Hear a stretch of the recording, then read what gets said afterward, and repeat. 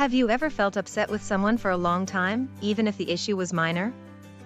Then you might be holding a grudge.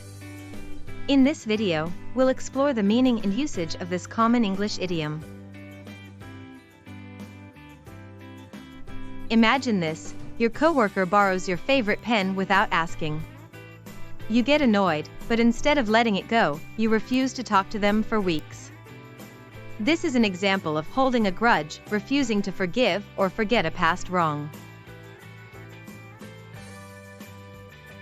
The idiom hold a grudge means to continue feeling angry or resentful towards someone for a long time, even if the original offense was minor. Let's see how it's used correctly. Your friend forgot to return the book you lent them last month. Instead of getting upset, you simply remind them and ask for it back. You don't hold a grudge, you let it go and move on. Here are some examples of holding a grudge in different contexts. Casual: she's still holding a grudge against her ex-boyfriend for cheating on her. Formal: the two countries have held a grudge against each other for decades due to the border dispute. Negative: his constant grudge against his coworker is affecting the entire team's morale.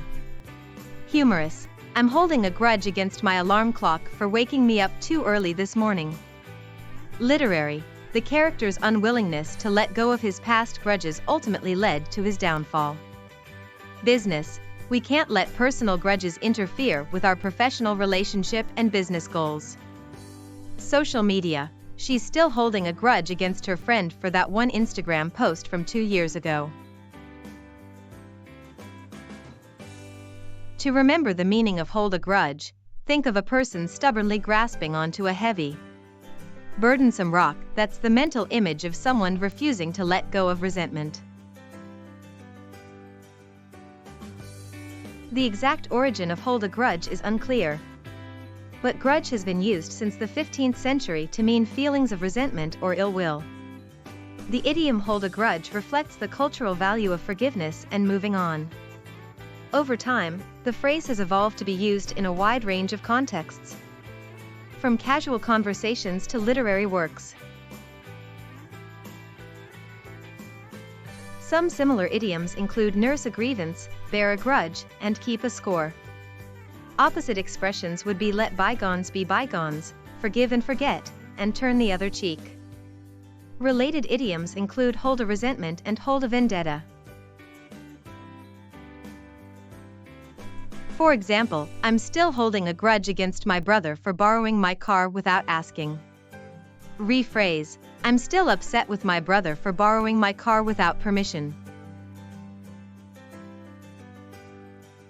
I once witnessed a coworker hold a grudge against our boss for months after a minor disagreement, even though the issue was resolved. The coworker's resentment continued to strain their professional relationship and team dynamics.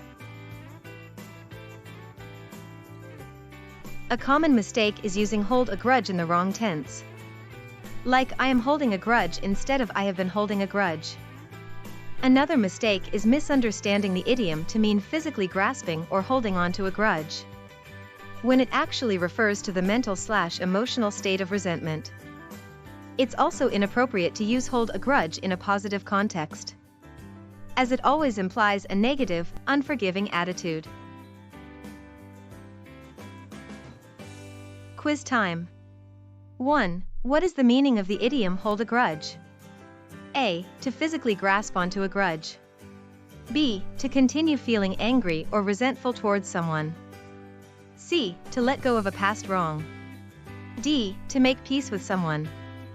2. Which of these expressions is synonymous with hold a grudge? A. Forgive and forget. B. Turn the other cheek. C. Bear a grudge. D. Let bygones be bygones. 3. Which of these expressions is the opposite of hold a grudge? A. Nurse a grievance. B. Keep a score.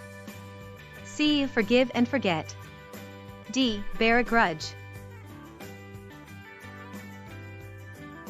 In summary, holding a grudge is a common English idiom that refers to the act of harboring resentment or ill will towards someone for a long time, even over minor issues. Understanding this idiom can help you communicate more effectively and avoid misunderstandings in both personal and professional settings. Now it's your turn. Try using the idiom "hold a grudge" in a sentence about your own life experience. Do you have any other questions about this or other English idioms?